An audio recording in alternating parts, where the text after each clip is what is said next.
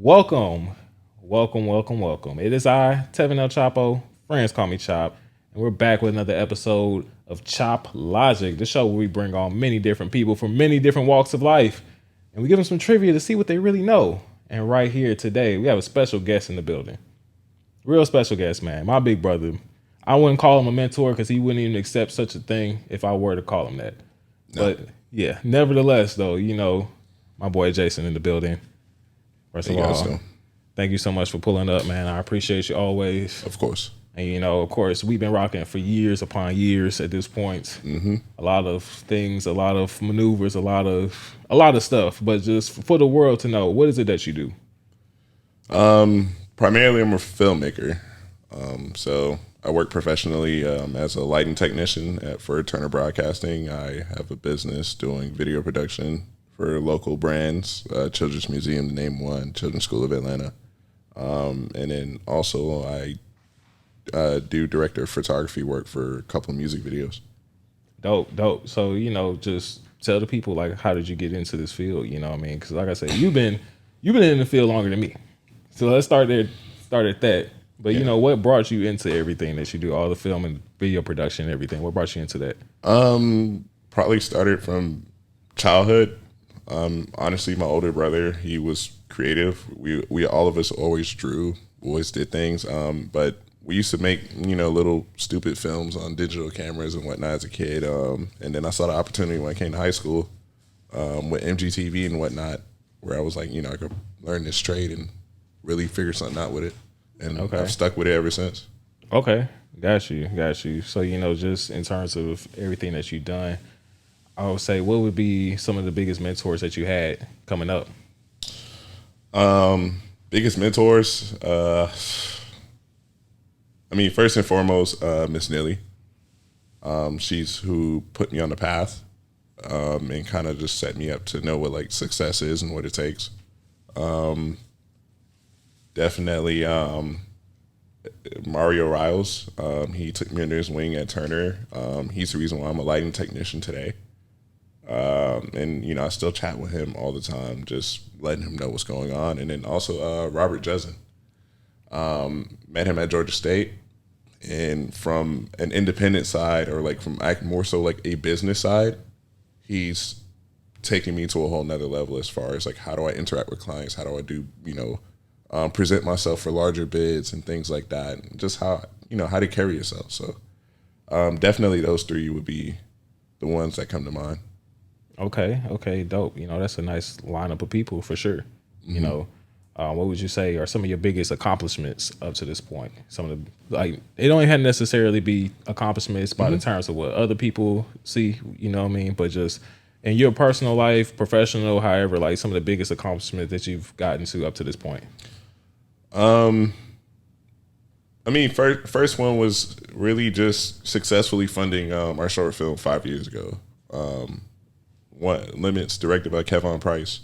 Shout out Kevon, that's my boy.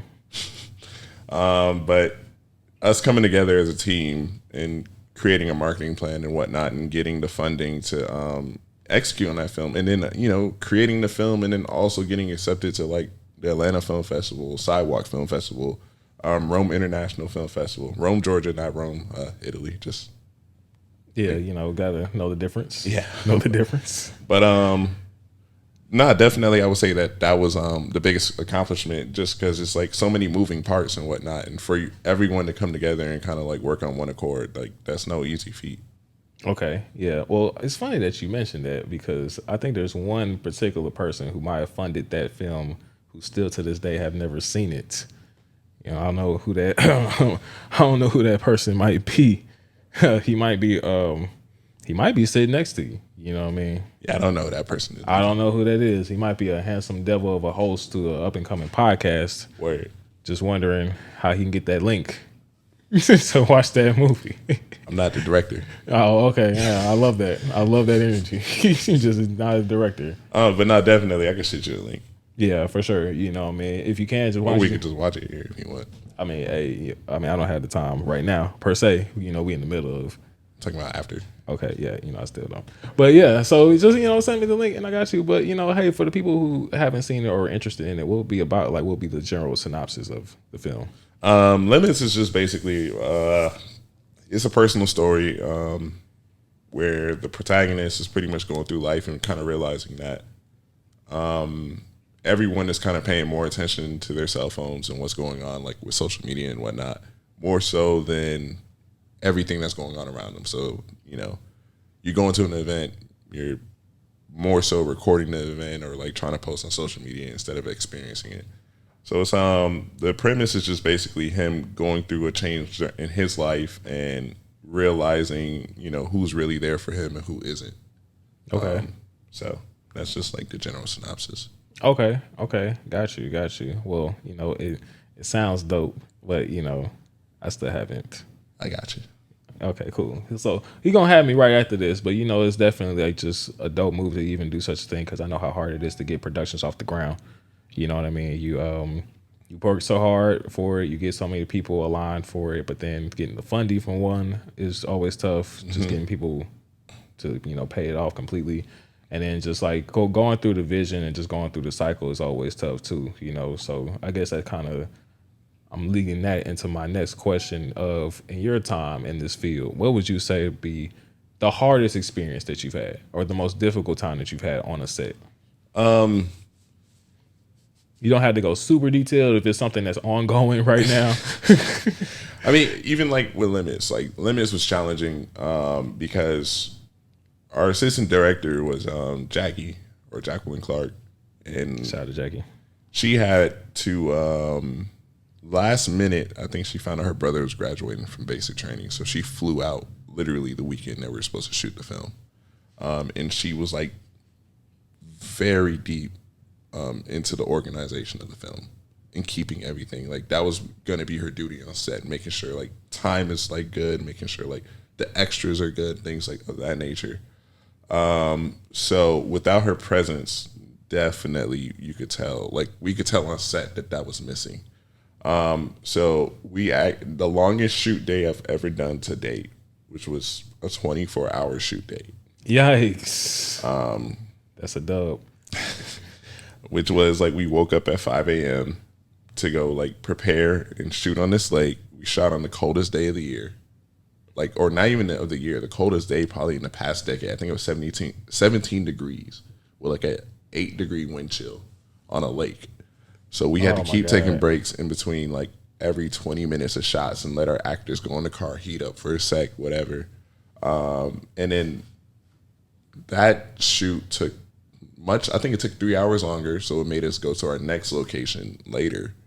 And then like there was a scheduling inconsistency. We had all of our extras show up at 3 p.m. even though they weren't going to be shooting till 8 p.m. And then like there was a discrepancy on when we started shooting and all that stuff. So by the time we got to the shots with the extras, it started getting closer to 11 p.m.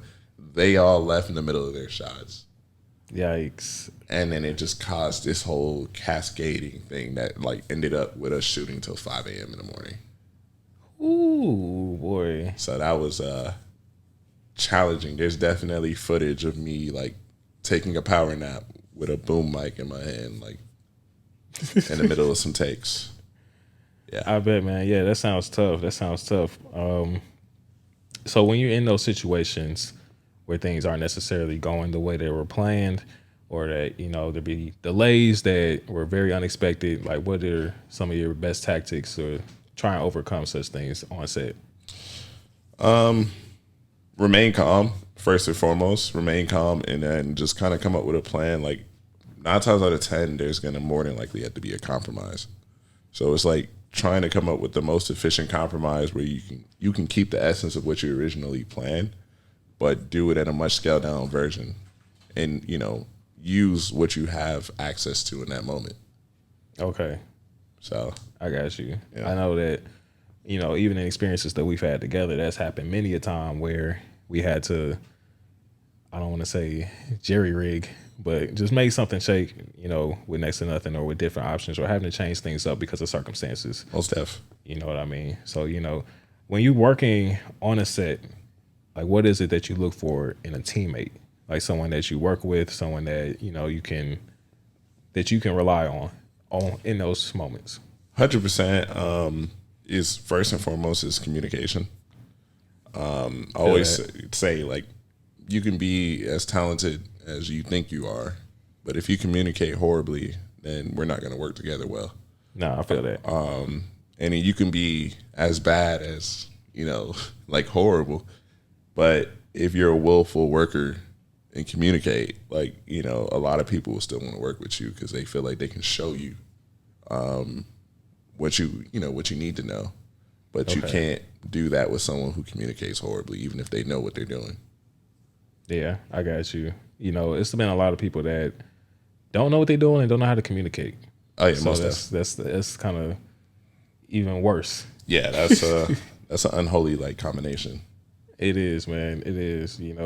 What would you say is some of the best moments that you've had on set, or some of the favorite things that you shot up to this point? You said limits already. You know what I mean? Being one of your greatest accomplishments, but just some of just your favorite times, like you look back and be like, man, this was a good day on set, or this was just a good time shooting with these people, or just getting this project done. It was just a fun time. So like this is like going like super far back, but about 7 years ago, we shot Shallow Depths back at Miller Grove High School. And that was a smooth shoot. That was like, I think we shot for 10 hours, but we enjoyed every moment. Oh, wow. Yeah. Well, yeah, and we enjoyed every single moment of it. And like, I can't think of any time where I was kind of like, this is horrible or whatever. That was like one of my favorite moments. Back in early June, like shooting for Shar, shooting for a short film, like having that one moment like where we all kind of broke out and was singing karaoke. Yeah, yeah, that was dope. That was dope. That was good vibes on the set. That was actually like some of them in recent memories, like probably in the past 4 or 5 years. That was probably one of the best sets that like I had experience wise. It was definitely a good time for sure. Oh yeah, most definitely. For sure. Yeah, so I mean, those two like come to mind like off the top of my head.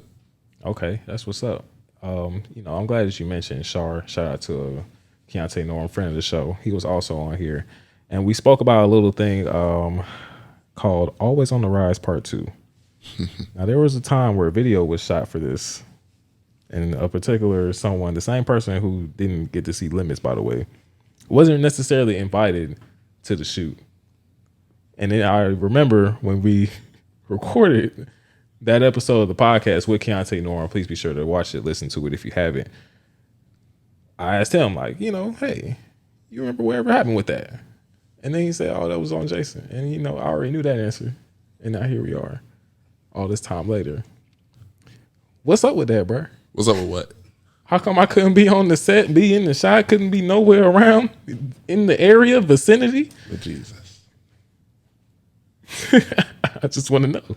The world wants to know. So the whole idea, all right, because I mean, I'm looking at it at a 27-year-old's perspective versus a 17-year-old's. Okay, go ahead. Like this is a decade later. Smooth little decade, but let's go. But the whole idea that I had was like when we shot On the Rise Part 1. Okay. Like I shot it and Shar did it. Yes. So On the Rise Part 2 was not even like a thing. Like it wasn't gonna happen. But I remember us like speaking, like I was like, yo, On the Rise kind of like was like an anthem of like people leaving out that school year and going to the next one. For sure. So it was like the idea was like the rising part was like, oh yeah, I came from shooting it and then now I'm on the verse. I was kind of like, you weren't tied to the original. So like, what is the, and then you're on the way out as a senior too. Like maybe if you was like a junior, then it's like, all right, yeah, like we're passing the torch. I'm not gonna lie, like as an adult, I would let you be on the song. in hindsight, I would. Like in hindsight, I would. I'm letting you know like what I was thinking then. Like right now, I'll just be like, oh yeah, shit. Like of course Tevin could be on the song, but back then it was like, yo, Tevin mad eager to be on this song. I don't feel like I was itching. I just wanted a spot. And it didn't even have to be a verse. I could just been in the video. He vetoed the whole idea of me even being around. I'm like, I'm not sure if like he paid his like paid his dues to be in the video yet. Like, I'm like, bro, we finna leave, bro. I'm like, what dudes can I pay in this amount of time before we graduate? I mean, I put you in Killer Grove. Like, you did. Shout out to you. Shout out. Yeah, very true. You know what I mean? Like, if you can think about it, like, there was definitely a lot of ego going on. No, for sure. That's why I asked. Like, what's up? Oh with yeah, 100% a lot of ego going on. Because like in hindsight, like going back and looking, it's like, why the fuck did I? I'm not sure if I could curse. Go ahead. Yeah. Well, fuck damn shit, nigga. Go ahead. Bro, I don't know. I don't know why the hell like I held auditions for like a 20-second part in a film. I know. I remember that having an audition. That's crazy. It was. I remember specifically crazy, like bro. having people come into like the studio to audition for that, and it was like. And like, I wasn't even on there that long, bro. It was like, yeah, it was only for like 20 seconds. It was like a weird ego pull because it was like people was like, I want to be in the film. I want to be in the film. I'm like, but see, you wasn't going off the fact that you my dog, and I'm like, all right, I could really just show up. You ain't got to audition nobody. Same way with Always on the Rise Part 2. You know what I mean? Like, I'm your dog. Like, I'm not the first. Just want to show up. But now we're speaking a decade. Yeah, we speaking. You know what I mean? Time 11, 10, like I feel like we knew of each other up until junior year. True. That's like when we really started having classes together. Facts. And then like we got cool. Because even then I didn't even go to I went to Miller Grove late, so I didn't even get there till kind of late. I got there like second semester, 9th grade. Yes. So it's like I remember getting cool with you, and then like I remember like, you know what I'm saying. I always remember like the steps like. So it was like, man, he not gonna be. But then it's like we've grown over time, most def, like supporting each other in endeavors, going to like Georgia State together, all that stuff. So like yeah, like that's when like in hindsight, 10 years later, I'll give you a verse. Might as well. You got something right now? But it's like back then, I was just like, nah, bro. So if we do Always on the Rise Part 3, I get Keontae Norm. And maybe like, all right, let's do it. I'll shoot it. You'll shoot it, but now you don't even want to be in it. I'm retired. That was a phase. That was a phase, man. The J Bass phase. Yeah, that was a phase. But you still out here spitting. So like, I sparingly. I mean, barely, practically, not official. That was a joke, bro. You know what I mean? It was a joke. I don't even think I have the t-shirts anymore. Man, oh yeah, you did have I'm sorry. Yeah, he did have the super base, or you want to call it? What is that? It was a Superman emblem, but like it was like a metallic Superman emblem with a big J and a base over it. That's what. Shout out to Jackie for making me that. Shout out to Jackie again, man. I don't know how she do it, but yeah, you know what I mean. Hey, we need to get Always on the Rise Part 3. You know what I'm saying? We need to. I've been said, listen, this is the guy. I've been said a few years ago, we need to do another cypher. Get everybody back together. And he was like, no, because I'm retired. And I'm just like, I get that's an error, but you can still come out with a verse, bro. Just for old time's sake. That's the whole point of it, bro. Get my boy Geek. Shout out my boy Geek. Get Keontae Norm. See if Q want to pull up. You know what I'm saying? I would. That Dre. I was not going to mention. Wow, you remembered that. All right. All right. If you do it, if you do the verse. I'm just saying, like, if you do the verse. I'm saying you can't like sit here and like try to hold me hostage to do a verse and like we not get Dre. Okay, but we can get him if you do a verse. That's kind of the stipulation. If he's there, you definitely need a verse. I mean, I'm cool if nobody does a verse. You will not want to do it, man. All right, man. All right, yeah. We're gonna talk about Give me like another 10 years and then I another 10 when we 37. And I might look in hindsight and be like, you know what, I probably should have did the cypher. Chop Logic season 10, he gonna come back like, you know what? That first season, we should have did that cypher. Yeah, man. And then you might be trying to get me to act or some shit, and I'm like, nah, I'm not doing that. And I'll be like, nah, I'm retired. And then anher 10 years will go by, and like, you know what, we should have act. And I'm like, bro, it's like every 10 years is when you change your mind on shit, basically. Growth. That's a hell of a growth every decade. One decade at a time, bro. It's not about the speed, bro. It's about the journey. I guess, man. But in the speed of your journey, we could have had a whole cipher done by now.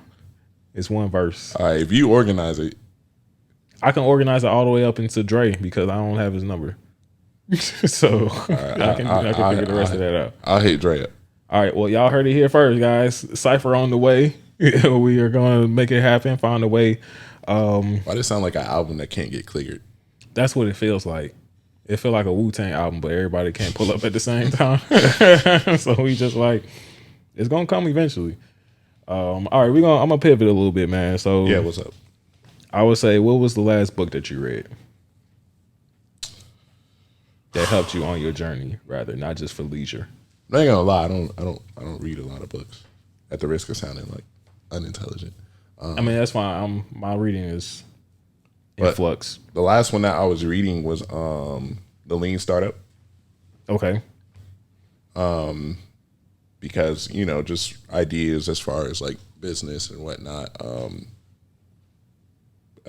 How to efficiently create something without money. Yeah. That whole mindset behind that book kind of helped me as far as like, I think, you know, the idea of an MVP, kind of validating your idea before you actually put money into the idea. So like interviewing like prospective customers, questions as far as like that are pivotal to like, you know, what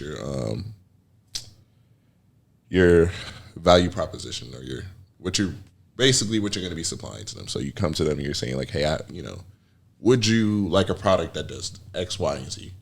And they're like, no, I wouldn't like that. Or yes, I would like that. Okay, you would like that. What would you like to see from that product? What would you like? So they help you basically before you even put money into it. They're shaping that product. Okay. Yeah. So you're in it. It has to be in your target market, in your you know, and that specific demographic. But that book definitely, which was honestly, I had that book since I was like a senior in college 6 years ago, and I just never read it. Yeah. Shout out to not doing homework. But, hey, shout out to no homework, man. Yeah, but I never read it. But it seemed kind of very just relevant to where my mind is now, and I just cracked it back open and started reading it. That's what's up. You know, I've been trying to implement some of those things too, you know, and just the way I've been doing business and how I move. But I'm not going to hold you. I haven't been reading too much either, at least nothing in the way of that vein. Mm-hmm. Yeah, so just don't feel no worries about not reading. I think the next read that I'm going to have is going to be, I think it's called The Subtle Way of Not Giving a Fuck. Bro, yes. Shout out my boy Langston. He gave me that book. It's in the cut over here somewhere. Yeah. But yeah, I read through that kind of quick. So I did read a book this year. I read that this year. That sure did happen. Yeah, so I think that's gonna be my next read. Just yeah, because everything else that I've read this year has just been stuff I read when we was in high school. Okay, so like reviewing. Yeah, like, and it was like stuff like Invisible Man in 1984, stuff like that. Okay, you know, shit we read way back. But yeah, so moving right along, you know what I mean? Just like, can you? I know that when you're in different production settings, things may change and whatnot, but can you give us like a somewhat of a typical day-to-day of how things usually roll? Like in which environment? Like when I'm DPing on sets, or like when I'm like which environment? Like Turner? Yeah, that's what I'm like. It's hard to gauge that question in your field because you work on so many different types of sets, so many different people, and you do so many different things. So yeah, let's just say for the sake of DPing, like when you're DPing for someone, like what does a typical day to day look like for that? Or, you know, how is your, you know, from the beginning to the end? Yeah, so like when you're DPing, so essentially like the DP is over the visual aesthetic of the film or the visual language, and that's anything from like camera composition, like shots, lenses, like what kind of camera are you using, what colors, and lighting. So essentially it's camera and lighting. Those are like the two things that DPs are over. Yeah. So I'm pretty much just powwowing. It's like a chain of command. So like the director's over me, then it's, you know, me the DP, then I have a gaffer and a key grip, and then a cam operator, and then like maybe like some assistant cameras. My job is to basically kind of come up with the plan and like diffuse that to my departments. So maybe I came up with the lighting plots and say like, okay, we need this fixture right here. We need this flag right here. And I'm diffusing this. Like I'm diffusing the fixtures to like my gaffer, and then now the gaffer can like explain that to his lighting technician, saying like, all right, we need to get this, like put this on the stand, put that on the stand, blah blah blah. And the key grip is over there saying like, okay, we need flags over here, we need these type of nets, we need to build this type of rig. And then the cam op, I'm like, hey, like we need to set up over here. We're going to be shooting in this angle. We're going to be shooting with a 50 millimeter. So it's like basically everything that's like a visual aesthetic, I'm over. Okay. So a day is just pretty much just trying to stay, keep communicating with the director, seeing what his thoughts are, giving suggestions with him as we're going through shots and things of that nature. But I would say like a lot of the time, majority of that work is done like pre-production, like as far as like a DP, as far as like I'm always powwowing with like the production designer, the director, and things like that, getting all these plans set up, and then like it's just execution when you come on set. Yeah. Just kind of like making sure these little things are kind of like cued in. So it might just be like I look at my monitor and I'm looking at the shot and I'm like, like raise that light. Raise the intensity up like 5% or something like that, or maybe you need to like angle that camera a little this way. Maybe we need to put like a little something in the like background to make that frame pop a little bit. Maybe we need to angle like just little minutia. Okay, I got you. It's just everyone on the set. I feel like with the chain of command is just kind of playing with a smaller piece of the pie that they have the ability to manipulate. So the director, of course. Like I've have hands-on directors that say like they know exactly what they want to see. Then I have ones that are like, what do you think? So it's just like I just kind of like mess with the piece of the pie that I'm given, and then I let the gaffer mess. Like I give him that piece of the pie of my pie, and the gaffer's like, okay, I think we could use this type of lights, and then the technicians might be able to say something to the gaffer. It's just like a chain of commands. Okay, no doubt, for sure. So 2 more questions. Yeah. 1, where do you see yourself in 5 years? And it don't have to be professional, just professional, personal. Just I know. however you see fit. I was thinking like personal. Like that was the first thing I went, and I was just like, hey, however you see fit to answer. You know what I'm saying? However you feel comfortable answering. So in 5 years, I see myself. Overall, I just see myself doing a lot more productions, and also having my family started, like having 1 or 2 children. That's adorable. Yeah, that's in my realistic sense. In my like shooting for like the sun, I see myself in my own studio, producing my own narratives. Okay. But we'll see. Hey, you got the time, you know what I mean, opportunities, and I'm sure you're gonna do it, bro. I appreciate that. It's no trouble, man. Last question. Any advice to someone just starting out, someone who wants to get into production, who's never touched a camera, never has any idea what a gaffer even means, anything like that, who has no idea about a lot of the stuff that you spoke about? Like, what kind of advice can you give that person who's like never seen any of this before? Find a mentor. And be eager, but also be flexible, because a mentor, in my opinion, like especially like in our industry, a mentor is almost like a good parent. So I look at good parents, it's like they're cheat codes for their children. They're letting them know like about the pitfalls that they went through, so you don't have to necessarily do that, or like just certain perspectives to kind of ease your path along. And that's what mentors do. Like they pretty much kind of show you the ropes, like in a way where you don't have to fuck up nearly as much. And it took me a minute to understand that, and a lot of fuck ups to understand that, that was definitely the more efficient way. So I would say definitely find a mentor and definitely be flexible, because you never know what's going to be the situation or the opportunity that may change your life. And for me, mine was just having conversations and trying to be, as willing as possible with people. And then that led me to meeting like certain characters, and they're like, hey, like, come observe, come be here. And it's like, yes, I'm using my own gas. Yes, I'm, driving up to a place for no pay to sit down and watch a lot of people do work that I want to do for no pay. I did that for 2 years. And then one day they're just like, when are you trying to work?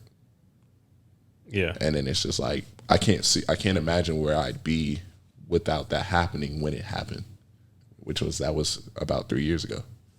So it's just definitely be flexible and definitely find a mentor. They'll change your whole perspective. I feel that for sure. That's definitely great advice. You know, a lot of people in this field don't think they need mentors or mentorship. You know what I mean? I was just speaking to someone not too long ago, kind of same thing with photography. Like photographers don't ever feel like they need mentors. You know, just people in the creative field feel like their creativity gets dampered because of some type of mentorship, some type of guidance or anything like that. So it's just really dope that you will highlight that because it's something that's very much needed. You know what I'm saying? You need help, you need assistance, and you need that connection to somebody who's already been through those pitfalls, like you said. Yeah. You know? Like, I mean, it's just like I said, like ego. And because of that, you feel like you don't need that. Like, I don't want somebody to change how I look at things and whatnot. And it's like, it's not necessarily, nobody's going to really change you. Like, I don't think anyone really in this world has the ability to change you. Not directly, of course. Not directly. I mean, but they can give you a level of perspective to expand what you already have. So it's like, do them, through that and whatnot. Even if it's through imitation, emulation, and things like that, you're still learning different skill sets. And then eventually you're going to come back to like what you want to do yourself with an expanded skill set of how to execute these things. So, definitely. I say, if there's ever anybody that you feel like, you could reach out to them. All they could do is say no. I have someone who literally just called me like 5 hours ago, who sits down and shadows me. He just literally called me, said, "Hey, I have free time. Like, can we set up time, like, where I could just sit down and shadow you?" And I'm like, "Yeah, dude." And he was telling me, "Hey, like, I actually went in like and found some clients to do this stuff. I did free work for them and all that stuff." And then like somebody else reached out to me from seeing that video. He was like, "I just wanted to share that with you." And that, like, I love that. Like, I love hearing stuff like that. Like, he's 16, and it's just like, I told him, like, I'm just trying to let you know the type of things that I feel like I'm working on still to this day. That I feel like if you start right now, by the time you turn my age, you'll be leagues at. For sure. Yeah, that's what's up, man. You know what I'm saying? Just keep doing your thing. It's an inspiration. I know you've helped me a lot in our time together, you know what I'm saying, in our time and our friendship. And, I really appreciate everything that I've learned from you, firsthand, secondhand, whatever, you know what I mean? Just how you operate, conversations with you, you know what I'm saying? Anytime I need advice on anything, I appreciate it for sure. Of course, man. And moving right along. Haha, yes, sir. Yes, sir. Yes, sir. Yes, sir. Yes, sir. All right, so look, this is how we do it. We got 5 questions of trivia. Each question's worth $5. If you get it right, if you get it wrong, you get a whole lot of nothing, my boy. You dig what I'm saying? A whole lot of guala on that nothing, okay? So, Jason, if you don't know, is a lighting specialist. He specializes in lighting on production sets. However, none of these questions are really lighting related because all the lighting questions were very, very easy. So, I don't know how easy these will be. They might be still easy, bro. I ain't gonna hold you. You might go 5 for 5. We'll see. You might go 5 for 5, man. Dier, he was the closest one. He got 4 out of 5. What you asking, fireman questions? Exactly. Okay. It's exactly what we asked him. Yes. Shout out to Dier. But yeah, he got 4 out of 5. And everybody else has been somewhere around 3. We had a couple people do 1. And we'll see where you end up being. You know what I'm saying? You might get that 5, boy. You might be that 1. You know what I'm saying? Let's see. For some reason, I feel a lot of pressure. No pressure at all. You know what I'm saying? Either you lose or you don't. That's more pressure on me at that point because I got to pay you out. So, question number 1. What color temp / Kelvin are Tuscan lights? Tungsten. See, you already know. See, look at you. Is it A? So it's multiple choice. So it's A, 2800 Kelvin, B, 3200 Kelvin, C, 4500 Kelvin, or D, 5600 Kelvin. Tungsten lights. You said what color temperature? Yeah. Is it like, is this film in specific? Because there's actually 2 answers within that. But I'm going to go with 3200. That's your final answer? Yeah. I mean, that was correct. So what would be the second answer to that? 2800. So like fixtures and households. Okay. Hey, you taught me something. Hey, look at that. You still got it right though. So I know, like film wise, we always aim for 3200, but like in households, I think like tungsten bulbs, like actual tungsten filaments, actually get skew closer to 2800. that's good thinking. See, hey, this is why they. Hey, this guy, he gets it, huh? Already. Hey, so you already went up. Look at you. That wasn't that hard, bro. So, question number 2. Early cameras filmed at blank frames per second. The earliest cameras, like the first cameras ever used, filmed at blank frames per second. Is it A 16, B 17, D 18, or excuse me, C 18, or D 24? So again, A 16, B 17, Early C cameras. 18. Yep, the first cameras that were ever used to shoot film. 16, 17, 18, 24. My brain wants to say like I feel like I'm being like faked out right now, but my brain like wants to say 16. I mean, it's however you want to go, bro. Is that No, your that's final? not, yeah. I'm gonna roll with that. That's your final answer? Yeah. That is correct. 16. See, you already, hey, we moving through this, man. We moving through this. For better or worse. All right. We got another one. So boom. Blank frames per second is the slowest speed the human brain will process images consecutively. Oh, that's 24.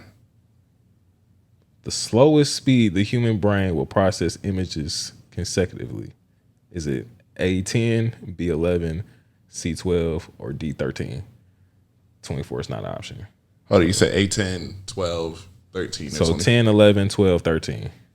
The slowest the human brain. The slowest that the human brain will process? The absolute slowest, yes. 24 is a good answer, but it's not one of the In choices. consecutive motion. Yes, I'll go 12. 12, that's your final answer? Yeah. That is incorrect. Answer was 13. Huh. He was right there. 13. Yes. 13 frames per second. I didn't know that either, so I looked it up. So here we go. What is this? Question number? I challenge that. You want to challenge it? Wow. All right, that's gonna have to be after the show. That's gonna have to be after the show. All right. Question number 4. A 2,000-foot long film will produce roughly how many minutes of footage at 25 frames per second? 2,000 feet of film will produce roughly how many minutes of footage at 25 frames per second? Is it A 11, B 12, C 21, or D 22? Really? Like, there's like minutes right next to each other? So Listen, brother, this was a hard time finding questions like this. 2,000 feet So, of film. I had to make it do what it do. So 2,000 feet, and I had to convert 35 millimeter frames. 25 frames per second, yes. I don't even have a conversion of like millimeters. There's a way to guess it if you have an idea. But Say the multiple choice again. so again, it's A 11, B 12, C 21, or D 22. And you said at 25 frames per second. Yeah, so 2,000-foot long film will produce roughly how many minutes of footage at 25 frames per second? 25, 2,000.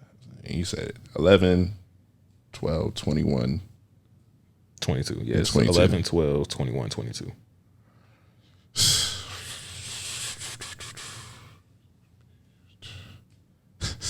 I mean, I would love to give you a real hint, but again, I know. I understand. 25 frames per second. Yeah, I'll go 21. That's your final answer? Yeah. That is incorrect. The answer is 22. So at 1,000 feet, that would produce. That's what I'm saying. Like, I was like, why would they have 11 answers minutes. 1 minute apart? Like, that's so messed up. That's the world we live in, man. Huh? Yeah, that was what I was saying. Like, if you were to guess it, I would have just guessed 22 because it's 22 and then 2000. Because when I looked it up, it was 1,000 feet makes 11 minutes. So, Oh yeah, you're right. 111 and 222. What if 1,000 feet make 10.5 minutes? I mean, that wasn't an answer choice. So I'm just saying. Just saying too. You know what I'm saying? 10.5. You round it up, still 11. So what's that? 2 and 2. 2 up, 2 down. All right, that's not bad. You know what I'm saying? That's not bad. All right, this is the last question. I feel like this one, man. I feel like you got this one in the bag. Come on now, it's easy peasy. The panorama shot was developed in what year?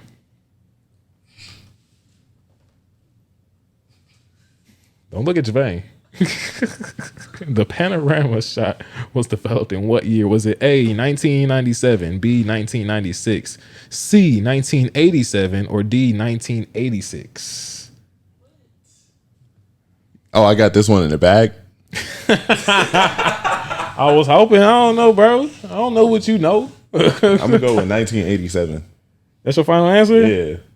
That's correct. What are you talking about? You had it in the bag, baby. You had that in the bag, boy. I don't know how you had that in the bag, but you had it. It felt right. It felt right. See? There it is. Hey, 3 out of 5. That's pretty on par with everybody else. You know what I'm saying? It really is, bro. That's good. Nah, those, like I said, I dispute one of those. It's not that, Huh? Man, everybody want to dispute, bro. I'm just saying, like the 13 frames per second. Yeah. all right, Animation moves at 12 frames per second. Okay, let me, you know what I'm saying? Because now I got to, now we have. Because they draw pictures on twos. And then they run it back at 24. But there's gaps for every 2 seconds. I'm looking it up right now, bro. You go ahead and feel free to talk it up. Talk your point up. You know what I mean?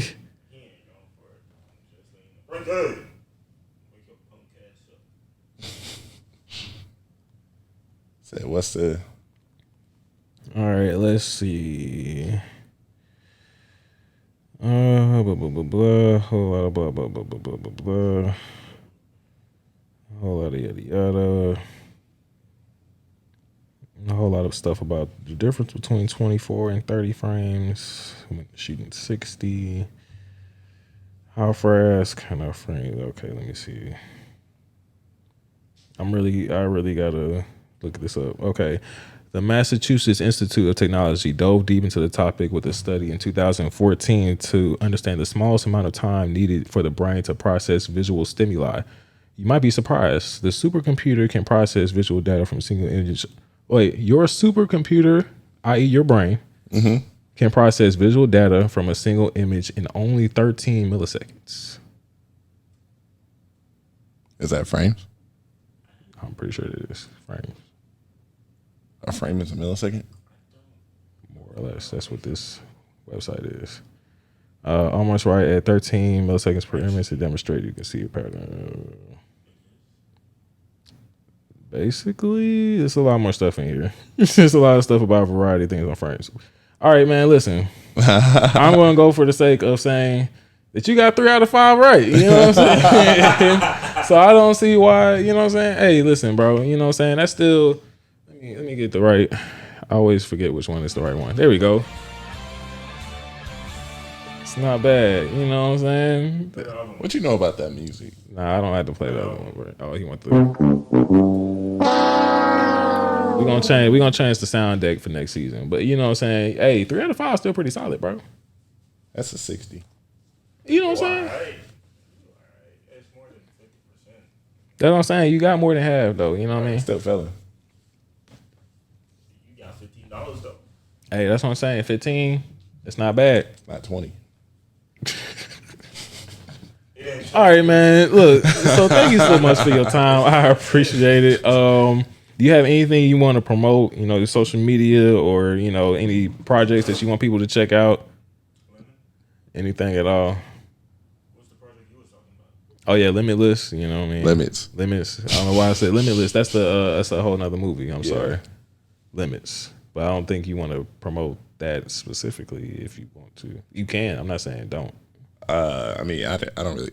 Sure, it doesn't matter. Like, You don't have, bro. This whatever you want. You have anything to promote? Bro? I don't. All right, he ain't got nothing to promote. I appreciate the time, nevertheless. You know what I'm saying, for coming through, rocking with us. You know what I'm saying, telling people your story. Yeah, friend of the show. Feel free to come on. A lot of people want to come on and quiz me because of these questions that they've been getting. Yeah. So that's going to be an interesting dynamic to have. But nevertheless, man, that is it for us on Chop Logic. My name is Tevin El Chapo. Friends call me Chop. We are out of here. Thank y'all so much. If you're watching on YouTube, like, comment, subscribe. Please be sure to follow us anywhere you listen to on podcast at. And I'll see y'all next time, man. Peace out. Much love. Stay safe out here.